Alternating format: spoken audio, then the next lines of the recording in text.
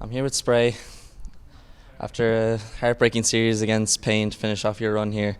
Tell me a bit about the emotions that you're feeling right now after that series. I mean, I've done everything I could to prepare for this game personally. Uh, Obviously, it sucks, right? Just nothing else other than that, and we're devastated. I'm devastated. It's my biggest dream. As you guys could see, I was very upset, but there's nothing we can do. I've done everything I could in my powers. We've improved a lot as a team those recent couple of weeks here in Europe, so we're just gonna come back stronger for the next one. Me and you talked a couple of times throughout this event. You mentioned game plans. You mentioned the improvement there that I think everyone can kind of see. Tell me a bit about the preparation coming into the tournament beforehand. The preparation before, we had a week-long boot camp here in Europe, and we went really hard on it. Like we were hard on ourselves throughout the whole boot camp, and we were trying to just improve ourselves, better ourselves, and approach things differently. We were like, as today you saw, we started bringing papers and stuff like that. We just try to approach things differently, make sure that we're all on the same page, and make sure we just minimize the mistakes that we were doing. And been going great, but unfortunately not enough yet. Yes. You joined ATK back in 2019. 2022 now, making it to the RMR, being up 2-1. You got some good wins. Tell me a bit about that journey that you've had with ATK now and the progression that you've kind of seen. It has been up and down. Obviously, we started with the South African roster, which is completely different. I mean, the region is different to NA completely. When we moved to NA, obviously, it's a bit more something that I know of, because South African was just something I didn't hear of like before that. And obviously, I've been with the Complexity guys before that, so I know a bit of the scene. I'd say the journey was very challenging for us. We have had a lot of roster changes and a lot of things that were happening outside of our control, in terms of like people being homesick and depressed and whatever, and wanting to go home because you're traveling far from home basically. And whoever stayed here is a troop, honestly, and we're all sacrificing a lot. And as you saw, like, we tried so hard. This is our dream. We want to succeed together. Like you said, you worked with the Complexity guys like TC and JT. They're playing tonight in another 2-2 game. Not a lot of people would have expected them to be down there. Tell me a bit about how you think they've been playing lately and also at this RMR.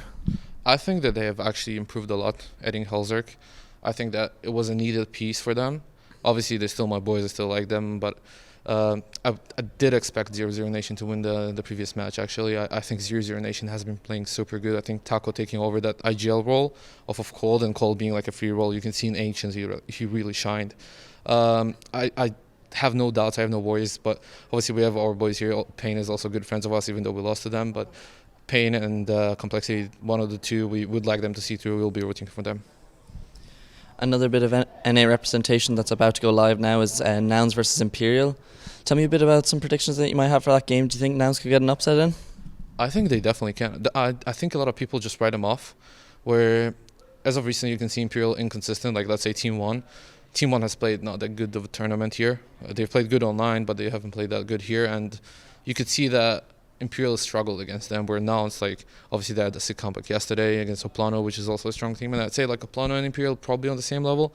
So an upset, I wouldn't even call it an upset. I think it's like a 50-50 match. Whoever's going to show up today, if George is going to hit up again, like Jaspin, Danbu, like all those guys can just heat up and can win the game. Overall, with the NA representation here, I think it's kind of taken a bit of people by surprise, I guess, with like the two NA teams going 3-0, you guys putting up great performances, Nouns still alive. Tell me a bit about what that kind of means for this region at this point.